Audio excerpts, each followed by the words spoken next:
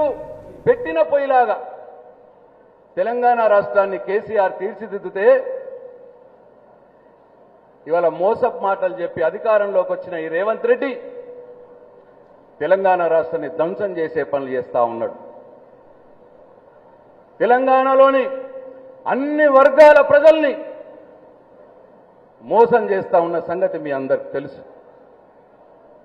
రైతులు కావచ్చు, మహిళలు కావచ్చు, నిరుద్యోగులు కావచ్చు, చదువుకునే పిల్లలు కావచ్చు, ఉద్యోగస్తులు కావచ్చు, ఇట్లా ఎవ్వరిని వదలకుండా అందరినీ కూడా మోసం చేస్తున్న సంగతి మనం చూస్తా ఉన్నాం.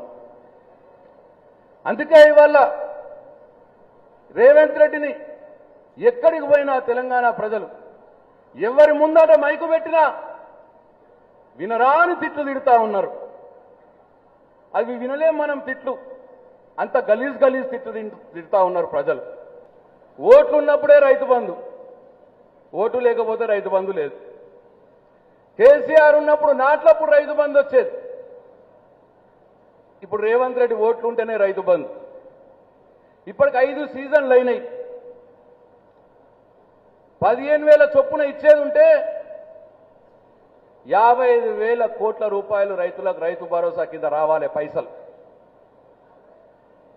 కానీ నేను ఇచ్చింది ఇప్పటిదాకా 25,000 కోట్ల రూపాయలే ఇచ్చిండు. 30,000 కోట్ల బాకీ ఉన్నాడు. నిన్న మొన్న అంటుర్రు ఈ రైతు బంధు కూడా మొదటిసారి కేసీఆర్ పెట్టిన పైసలు ఇచ్చిండు. రెండో సీజన్లో ఎలక్షన్లు లేవని మొత్తానికి ఎగబెట్టిండు. మూడో సీజన్లో 4 ఎకరాల మట్టుకు ఇచ్చిండు. 4వ సీజన్లో సర్పంచ్ ఎలక్షన్లు పెడుతున్నా అని చెప్పి మళ్ళీ 6,000 చొప్పున ఇచ్చిండు అందరికీ. మొన్న వర్షకాలం, మొన్న వేసంగిలో ఇగో అందరికి ఇస్తున్నా అన్నాడు, 2 ఎకరాలకే ఆపేసిండు. అవునా కాదా? మళ్ళా ఇప్పుడు ఎంపీటీసీ జడ్పీటీసీ పెడతాడట. ఇప్పుడు మళ్ళా 30వ తారీఖు నాడు ఖమ్మంలో సభ పెట్టట, రైతు బంధు అందరికి ఇస్తా అని గొప్పలు చెప్తా ఉండు. నేను అడుగుతున్నా రేవంత్ రెడ్డిని, మొన్న యాసంగి 2 ఎకరాలకే బంధు పెట్టినావు, అది నీ తాత ఇస్తాడా అని అడుగుతా ఉన్నా. మిగతాళ్ళకి నీ తాత ఇస్తాడా రేవంత్ రెడ్డి? ఇంతకుముందు 4 ఎకరాలకే బంధు పెట్టినావు, ఆ మిగతాళ్ళకి నీ తాత ఇస్తాడా? ఒకసారి మొత్తానికే ఎగ్గొట్టినావు, అదెవడు ఇయ్యాలి? 30,000 కోట్లు రైతు బంధు కింద నువ్వు ఎగ్గొట్టిన పైసలు ఇయ్యాలని చెప్పి నేను డిమాండ్ చేస్తా ఉన్నా. ఇవాళ తెలంగాణ అస్తిత్వానికి కూడా ఇవాళ ప్రమాదం ఏర్పడే పరిస్థితి వచ్చింది.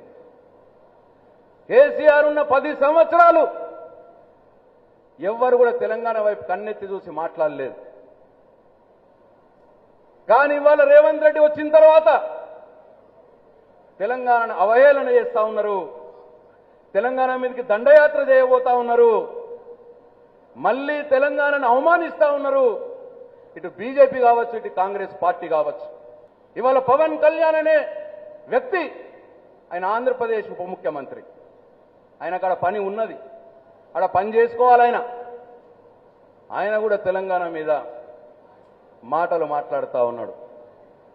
రేవంత్ రెడ్డి సపోర్ట్ చేయడు. అంటే రేవంత్ రెడ్డి ఎవరి డైరెక్షన్లో పనిచేస్తా ఉన్నాడు? నరేంద్ర మోడీ, చంద్రబాబు నాయుడు డైరెక్షన్లో ఇవాళ రేవంత్ రెడ్డి పనిచేస్తా ఉన్నాడు.